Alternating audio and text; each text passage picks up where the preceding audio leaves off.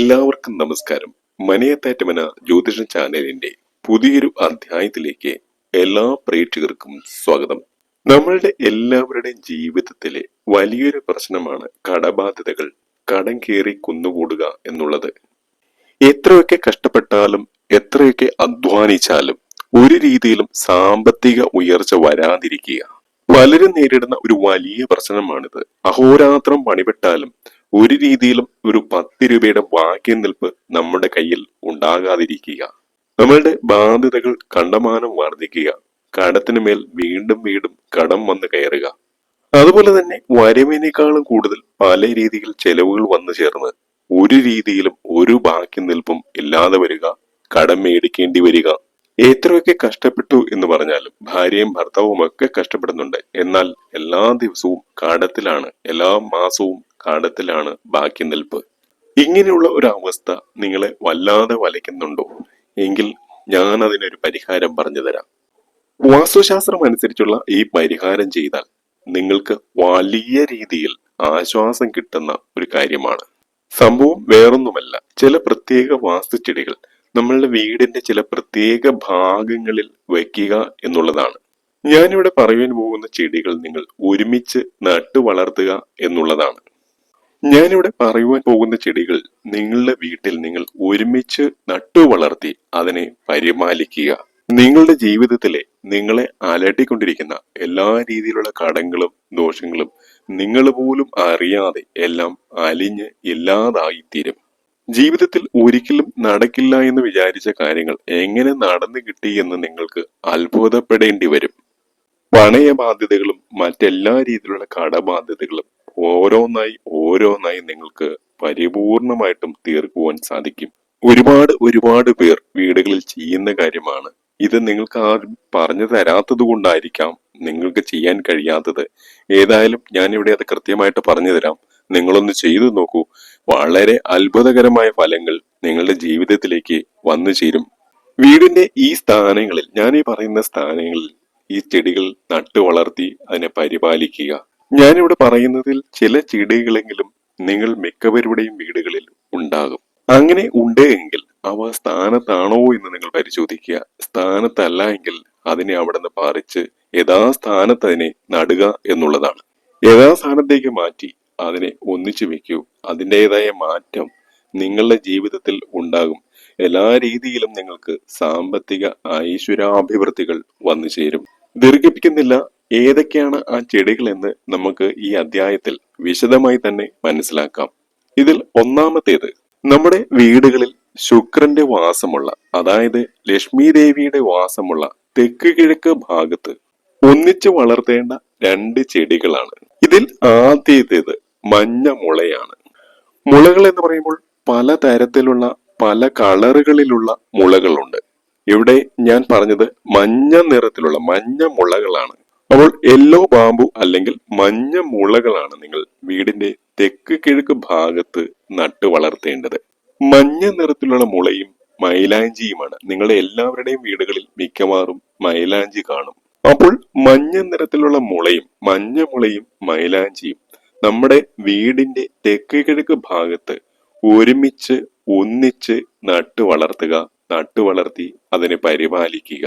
നമ്മുടെ വീടുകളിൽ സാമ്പത്തിക വളർച്ചയുണ്ടാവും.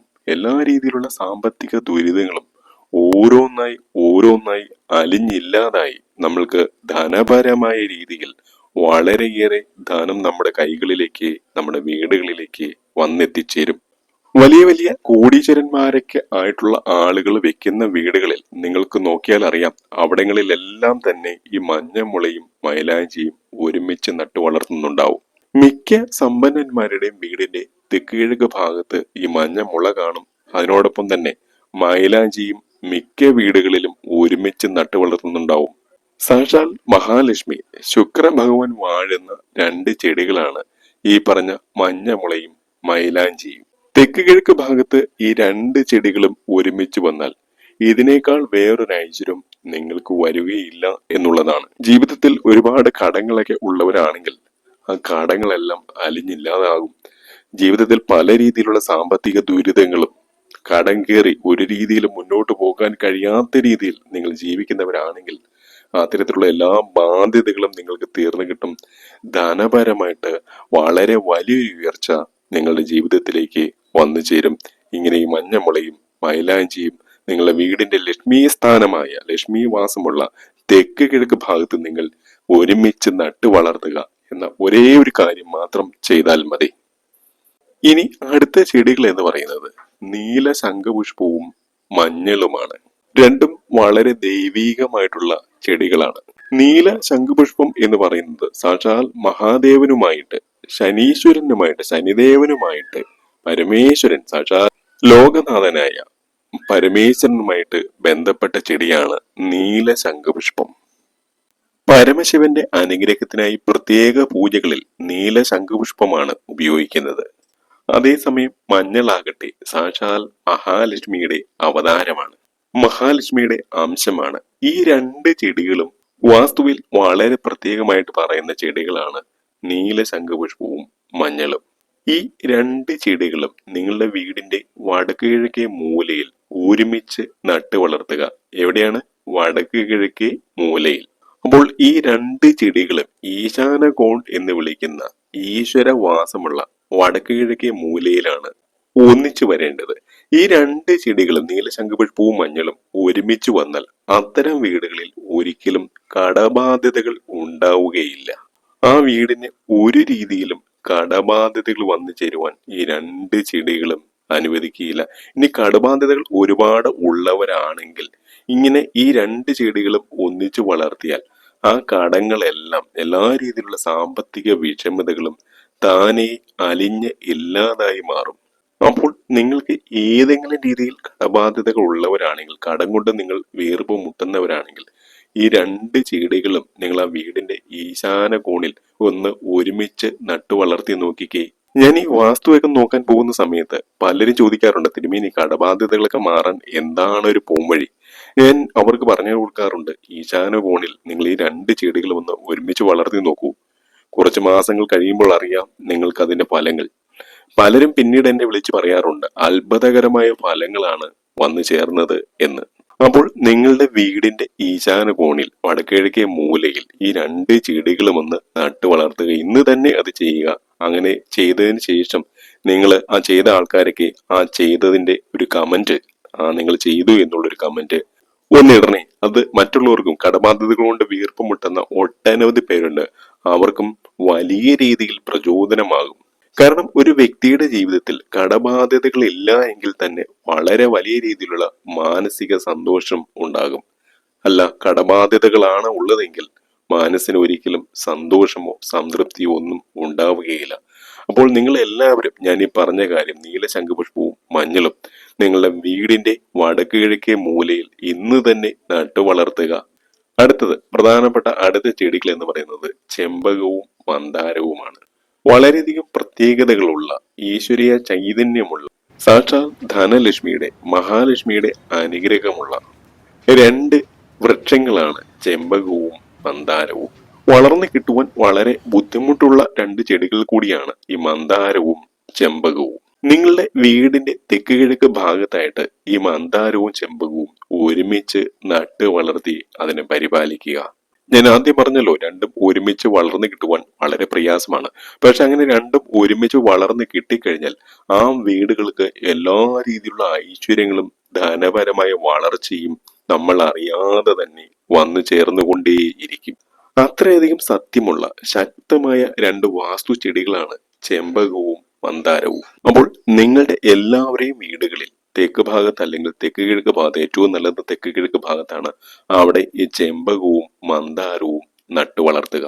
അപ്പോൾ ഞാനിവിടെ പറയുന്ന എല്ലാ ചെടികളും നിങ്ങൾക്ക് ഒരുപക്ഷെ നട്ടു വളർത്തുവാൻ സാധിച്ചേക്കില്ല. അതിൽ ഏതെങ്കിലും ഒരെണ്ണമെങ്കിലും ഒരുമിച്ച് നിങ്ങൾ നട്ടു വളർത്തണം. ഞാനിവിടെ പറയുന്ന എല്ലാ ചെടികളും നിങ്ങൾക്ക് നിങ്ങളുടെ പുരയിടത്തിൽ, നിങ്ങളുടെ വീട്ടിൽ നട്ടു വളർത്താൻ സാധിച്ചാൽ അത് വളരെ വലിയ മഹാഭാഗ്യമായിരിക്കും നിങ്ങൾക്ക് നൽകുക. അതുപോലെ തന്നെ മറ്റൊരു കാര്യമാണ് തുളസിത്തറയിൽ മഞ്ഞൾ നടുക എന്നുള്ളത്. നമ്മൾ മിക്കവരുടെയും വീടുകളിൽ തുളസിത്തറ ഉണ്ടാകും. ആ തുളസിത്തറയിൽ തുളസിക്കൊപ്പം മഞ്ഞൾ കൂടി നിങ്ങൾ നട്ടു വളർത്തുക. അപ്പോൾ നിങ്ങളുടെ വീടിന്റെ പ്രധാന വാതിലിന് നേരെയുള്ള തുളസിത്തറയിൽ ഒരു മൂട് മഞ്ഞള്, ഒരൊറ്റ മൂട് മതി, അത് ആ തുളസിയുടെ കൂടെ നിങ്ങൾ നട്ടു വളർത്തുക. മഹാലക്ഷ്മിയാണ്. മഹാലക്ഷ്മിയുടെ അവതാരമാണ് തുളസി എന്ന് പറയുന്നത്. തുളസിയും മഞ്ഞളും ഏതെല്ലാം വീടുകളിൽ ആ വീടിന്റെ തുളസിത്തറയിൽ ഒരുമിച്ച് നിൽപ്പുണ്ടോ അത്തരം വീടുകളിൽ എല്ലാ രീതിയിലുള്ള സൗഭാഗ്യങ്ങളും ഉണ്ടാവും. എല്ലാ രീതിയിലുള്ള സമ്പൽ സമൃദ്ധിയും ഐശ്വര്യങ്ങളും ഉണ്ടാകും. എന്നെ കേൾക്കുന്ന വീട്ടമ്മമാരും ഇത് ചെയ്യില്ലേ? തുളസി എന്ന് പറയുന്നത് സാക്ഷാൽ മഹാലക്ഷ്മിയാണ്. മഹാലക്ഷ്മിയുടെ അവതാരമാണ് തുളസി. തുളസിയും മഞ്ഞളും എവിടെയുണ്ടോ അവിടങ്ങളിലെല്ലാം മഹാവിഷ്ണുവും മഹാലക്ഷ്മിയും ഒന്നിക്കുമെന്നാണ് ഹൈന്ദവ വിശ്വാസം. അപ്പോൾ നിങ്ങളുടെ വീടിന്റെ തുളസിത്തറയിൽ തുളസിയോടൊപ്പം മഞ്ഞൾ കൂടി ഉണ്ടെങ്കിൽ അവിടെ മഹാലക്ഷ്മി വരും, അവിടെ മഹാവിഷ്ണു വരും. ലക്ഷ്മി ദേവിയുടെയും മഹാവിഷ്ണുവിന്റെയും ദേവചൈതന്യം, അനുഗ്രഹം ആ വീടിന് ഒരുമിച്ച് ഉണ്ടാകും. ഈ വീഡിയോ കാണുന്ന ആരുടെയെങ്കിലും വീട്ടിൽ തുളസിത്തറയിൽ തുളസിയോടൊപ്പം മഞ്ഞൾ വളർത്തുന്നുണ്ടോ? ഉണ്ടെങ്കിൽ എല്ലാവരും അതൊന്ന് കമന്റ് ബോക്സിൽ രേഖപ്പെടുത്തണേ. അങ്ങനെയുള്ള വീട്ടമ്മമാർ വളരെയധികം ഈശ്വര ചൈതന്യമുള്ള അനുഗ്രഹിക്കപ്പെട്ടവരാണ്. അടുത്ത രണ്ട് ചെടികൾ മുക്കുറ്റിയും കറുകയുമാണ്. ഇത് രണ്ടും സാക്ഷാൽ ഗണേശ ഭഗവാന് ഏറ്റവും ഇഷ്ടപ്പെട്ട പൂക്കളാണ്. സാക്ഷാൽ വിഘ്നേശ്വരന്റെ ഗണപതി ഭഗവാന്റെ പ്രീതിക്ക് ഏറ്റവും വിശേഷപ്പെട്ട രണ്ട് ചെടികളാണ് മുക്കുറ്റിയും കറുകയും. തുളസി കഴിഞ്ഞാൽ പൂജാ ഹോമാദികളിൽ ഏറ്റവും കൂടുതൽ ഉപയോഗിക്കുന്നത് കറുകപ്പുല്ലാണ്. ഗണപതിക്കുള്ള പൂജകളിൽ കറുകപ്പുല്ലിന് സവിശേഷ സ്ഥാനം തന്നെയുണ്ട്. ശിവൻ, ശക്തി, ഗണപതി എന്നീ മൂന്ന് മൂർത്തികളെ കറുകപ്പുല്ല് വഹിക്കുന്നുവെന്നാണ് വിശ്വാസം. കറുക പൂജകൾക്ക് പ്രധാനമായതിനു പുറകിൽ പുരാണ പ്രസിദ്ധമായ ഒരു കഥയുണ്ട്. ഒരിക്കൽ അനലാസുരൻ എന്നൊരു ഭീകരൻ സ്വർഗലോകത്തിൽ പ്രശ്നങ്ങൾ ഉണ്ടാക്കി. ഈ അസുരന്റെ കണ്ണിൽ നിന്നും പ്രവഹിച്ച തീയിൽപ്പെട്ട് സ്വർഗപുരി ചാമ്പലായി മാറി. ഈ അഗ്നിയിൽ നിന്നും രക്ഷപ്പെടാൻ ദേവന്മാർ ഗണപതിയെ അഭയം പ്രാപിച്ചു. ഗണപതി അനലാസുരനുമായി യുദ്ധം ചെയ്തു. യുദ്ധവേളയിൽ തന്റെ വിരാട രൂപം പുറത്തെടുത്ത ഗണപതി അസുരനെ വിഴുങ്ങി. എന്നാൽ അസുരന്റെ ദേഹത്തു നിന്നും പ്രവഹിച്ച പ്രചണ്ഡമായ അഗ്നി ഗണപതിയുടെ വയറ്റിൽ ചൂടും അസ്വസ്ഥതകളും ഉണ്ടാക്കി. ഗണപതിയുടെ ദേഹം മുഴുവൻ അപാരമായ ചൂട് അനുഭവപ്പെട്ടു. ഈ അസുര താപത്തിൽ നിന്നും സംരക്ഷണം നൽകാനായി ചന്ദ്രൻ ഗണപതിയുടെ തലയ്ക്ക് മീതെ നിന്ന് തണൽ നൽകി. വിഷ്ണു ഭഗവാൻ തന്റെ താമരപ്പൂവ് നൽകി. ശിവൻ വയറിനു ചുറ്റും ആശ്വാസം നൽകാനായി തന്റെ നാഗത്തെ നൽകി. ഇതൊക്കെ കൊണ്ടും ഗണപതിക്ക് ആശ്വാസം ലഭിച്ചില്ല. ഒടുവിൽ പല ദിക്കുകളിൽ നിന്നുള്ള മഹാമഹർഷിമാർ വന്ന് ഗണപതിക്ക് 21 കറുകപ്പുല്ലുകൾ നൽകി. ഇതോടെ ചൂടിൽ നിന്നും ഗണപതി ഭഗവാന് ആശ്വാസം ലഭിക്കുകയും ചെയ്തു. ഇതേ തുടർന്ന് തന്നെ കറുകപ്പുല്ലുകൊണ്ട് പൂജിക്കുന്നവരിൽ താൻ പ്രസന്നനാകുമെന്ന് ഗണപതി അനുഗ്രഹം നൽകി. 21 കറുക കൊണ്ടുള്ള പൂജയാണ് ഏറ്റവും മികച്ചത്. ഇത് ഒരുമിച്ച് കെട്ടി വെള്ളത്തിൽ മുക്കി ശുദ്ധമാക്കി ഗണപതിയെ പൂജിച്ചാൽ നമ്മുടെ ഏത് ആഗ്രഹവും നടക്കും. കറുക എന്ന് പറയുന്നത് ഗണപതി ഭഗവാന് അത്ര വിശിഷ്ടമായ ചെടിയാണ്. അതുപോലെ സാക്ഷാൽ പാർവതി ദേവിയുടെ, ഭഗവതിയുടെ ദേവചൈതന്യമുള്ള ചെടിയാണ് മുക്കുറ്റി. സ്ത്രീകൾ മുക്കുറ്റി ചൂടിയാൽ ഭർതൃസുഖവും സൽസന്താന ഭാഗ്യവും വന്നു ചേരും. ഗണപതിക്ക് മുക്കുറ്റി കൊണ്ടുള്ള പുഷ്പാഞ്ജലി സവിശേഷ പ്രാധാന്യമുള്ള ഒന്നാണ്. 108 മുക്കുറ്റികൾ ക്ഷിപ്ര ഗണപതി മന്ത്രം കൊണ്ട് 108 തവണ ഗണപതി ഭഗവാന് അർച്ചന നടത്തുന്നതാണ് മുക്കുറ്റി പുഷ്പാഞ്ജലി. ക്ഷിപ്ര ഗണപതി മന്ത്രം കൊണ്ട് വിധി പ്രകാരം ചെയ്താൽ കാര്യതടസ്സം, ധനതടസ്സം, വിദ്യാതടസ്സം, വിവാഹ തടസ്സം, തൊഴിൽ തടസ്സം എന്നിങ്ങനെ എത്ര വലിയ തടസ്സവും അതിവേഗം ഒഴിയുമെന്നുള്ളതാണ്. നൂറുകണക്കിന് പേർക്ക് മുക്കുറ്റി പുഷ്പാഞ്ജലി നടത്തി അവരുടെ ആഗ്രഹങ്ങൾ സാധിച്ചു കൊടുക്കുവാൻ എനിക്ക് കഴിഞ്ഞിട്ടുണ്ട്. പക്കപ്പിറന്നാൾ തോറും മുക്കുറ്റി പുഷ്പാഞ്ജലി നടത്തുന്നതിലൂടെ സർവ്വ ഗ്രഹദോഷങ്ങൾക്കും പരിഹാരമുണ്ടാവും.